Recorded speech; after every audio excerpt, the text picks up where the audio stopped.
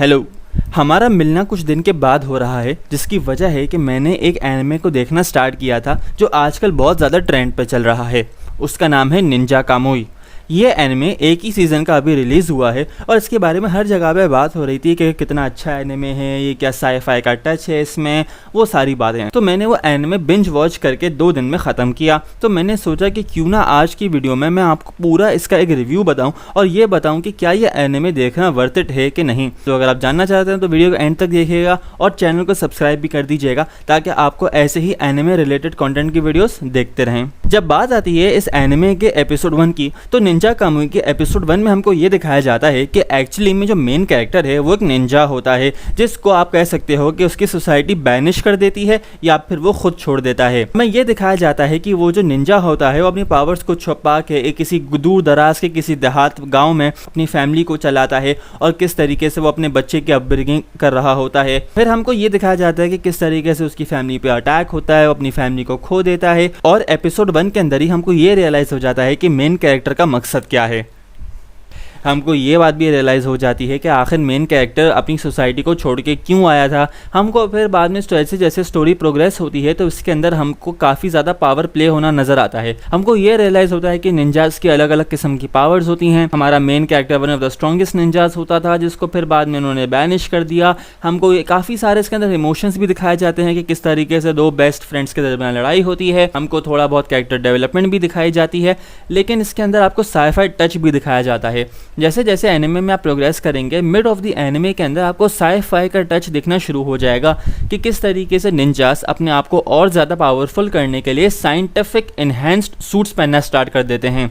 किस तरीके से उन सूट्स को पहन के उन निंजास की पावर इतनी ज़्यादा पावरफुल हो जाती है कि वो लोग किसी को भी आराम से क्रश कर देते हैं। हमें ये दिखाया जाता है कि किस तरीके से उन निंजास का भी एक अब्बा होता है, यानी हेड होता है, जो सबको कंट्रोल कर रहा होता है और वो एक्चुअली में कितना पावरफुल होता है। ये एनिमे एंड होता है मेन कैरेक्टर और उस निंजा कम्युनिटी सोसाइटी के हेड के दरमियान फाइट में। हमको इसके अंदर बहुत ज़्यादा पावर प्ले अगेन दिखाया जाता है कि किस तरीके से इसका जो हेड होता है वो कितना पावरफुल होता है। हमको ओवरऑल ये एनिमे अभी तक 1 सीज़न का ही रिलीज़ हुआ है, लेकिन इसको ख़त्म करने के बाद आई कैन से कि अगर आप एक ऐसे बंदे हो जिसको काफ़ी ज़्यादा ब्लड शेड फाइटिंग सीन्स या थोड़ा बहुत गोर भी आप कह सकते हो, लेकिन मेनली जिस बंदे को अगर फाइटिंग और एक्शन और थ्रिल वाला एनिमे पसंद है तो ये एनिमे आपके लिए बना है। मैंने कहा था कि इसमें कैरेक्टर डेवलपमेंट होती है, बिल्कुल सही, लेकिन उतनी ज़्यादा नहीं होती। हमें मेन कैरेक्टर की डेवलपमेंट इतनी नहीं दिखाई जाती जितनी उसकी बेस्ट फ्रेंड यानी कि साइड कैरेक्टर की डेवलपमेंट दिखाई जाती है।